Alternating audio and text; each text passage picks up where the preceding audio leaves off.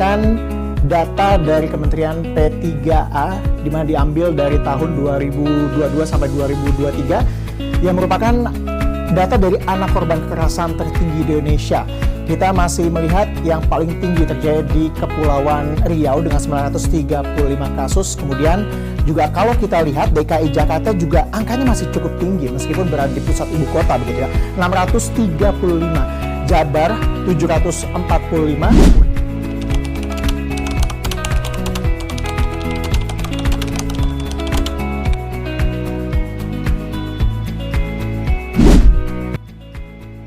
Assalamualaikum warahmatullahi wabarakatuh. Perkenalkan, nama saya Radiatul Muna, mahasiswi Pendidikan Islam Anak Usia Dini, Universitas Islam Negeri Araniri, Banda Aceh. Pada kesempatan kali ini, saya akan membahas tentang kekerasan pada anak.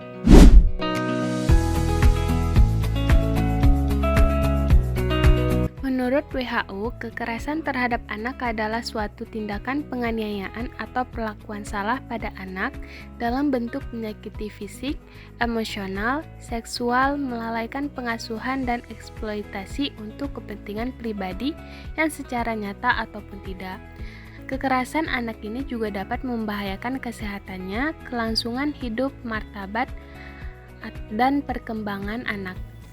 Kekerasan pada anak disebut juga dengan child abuse, yaitu semua bentuk kekerasan terhadap anak yang dilakukan oleh mereka yang seharusnya bertanggung jawab atas anak tersebut, misalnya orang tua, saudara, keluarga dekat, dan guru. Kekerasan terhadap anak tidak hanya terjadi di keluarga yang miskin atau lingkungan yang buruk saja. Kekerasan pada anak dapat terjadi pada semua kelompok ras, ekonomi, dan budaya. Bahkan, pada keluarga yang terlihat harmonis pun bisa terjadi KDRT pada anak.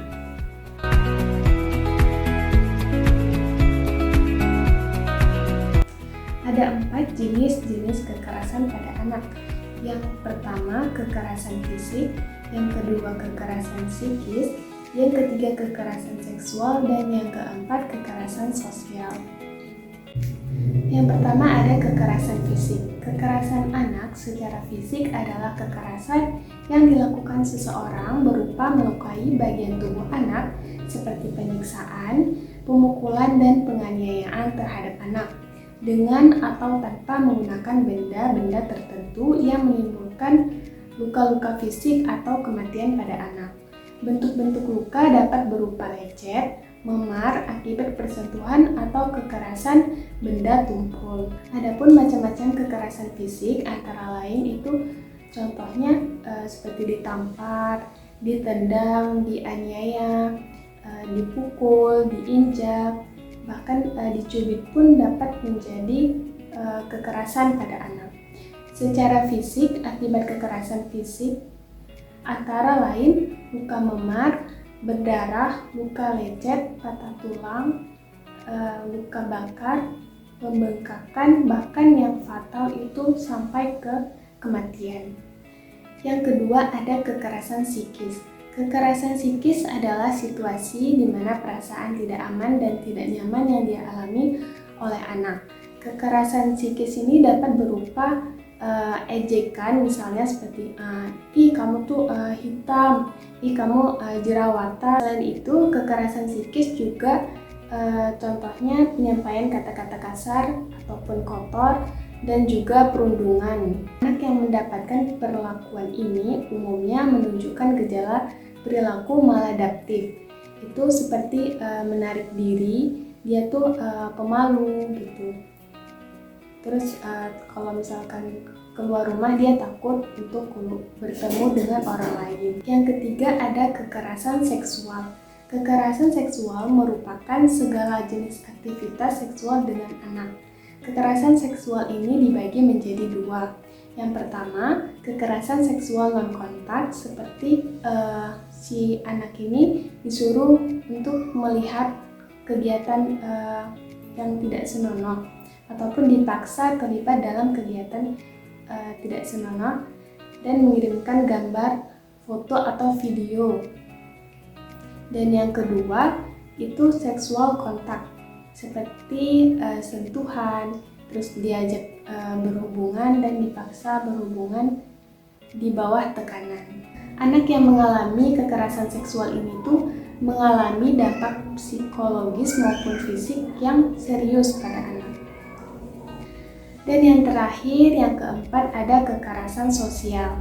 Kekerasan sosial ini seperti penelantaran anak dan eksploitasi anak. Penelantaran anak itu adalah sikap dan kelakuan orang tua yang tidak memberikan perhatian yang layak terhadap proses tumbuh kembang anak.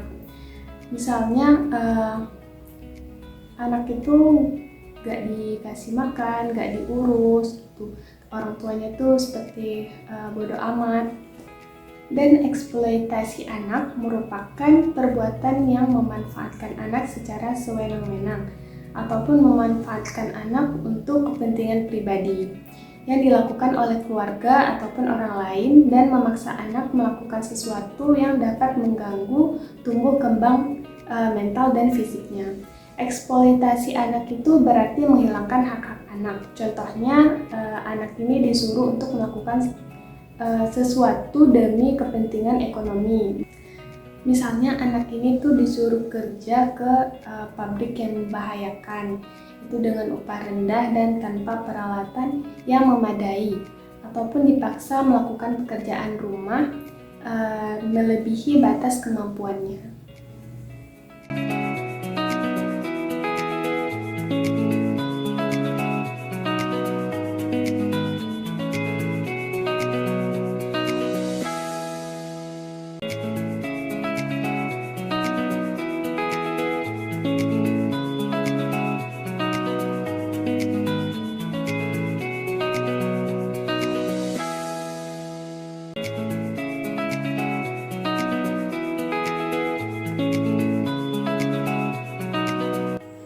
Beri lingkungan yang aman.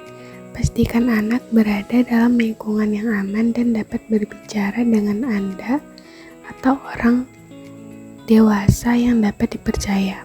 Yakinkan bahwa dia tidak bersalah dan tidak melakukan apapun yang salah. Yang bersalah adalah orang yang melakukan tindakan kekerasan terhadap anak. Yang kedua, mencari bantuan. Jika Anda mengetahui atau mencurigai adanya kekerasan terhadap anak, segera cari bantuan dan menghubungi RT, RW, atau aparat desa setempat. Pekerja sosial, sakti peksos, dan pendamping PKH, ataupun pusat kesejahteraan sosial anak integratif, atau Pusat Pelayanan Terpadu Pelindungan Perempuan dan Anak atau P2TP2A.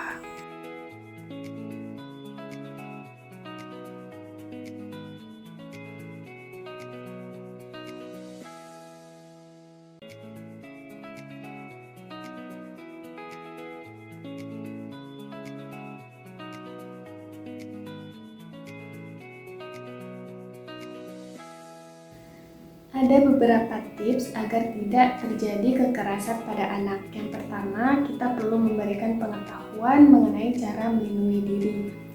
Ajari anak tentang cara melindungi diri. Berbicaralah dengan mereka mengenai batasan-batasan yang wajar dan tidak wajar dalam interaksi dengan orang lain. Kita juga bisa mengajarkan pada anak bagian-bagian tubuh yang boleh dipegang ataupun tidak boleh dipegang. Berikan pemahaman bahwa tidak ada seorang pun yang boleh menyentuhnya dengan tidak pantas. Ajarkan anak untuk menolak perbuatan apapun yang dirasa tidak pantas dan segera berteriak ataupun lari meninggalkan tempat kejadian apabila ada orang yang melakukan aneh-aneh gitu pada anak. Itu saja yang dapat saya sampaikan pada hari ini. Semoga bermanfaat bagi teman-teman. Terima kasih sudah menonton. Assalamualaikum warahmatullahi wabarakatuh.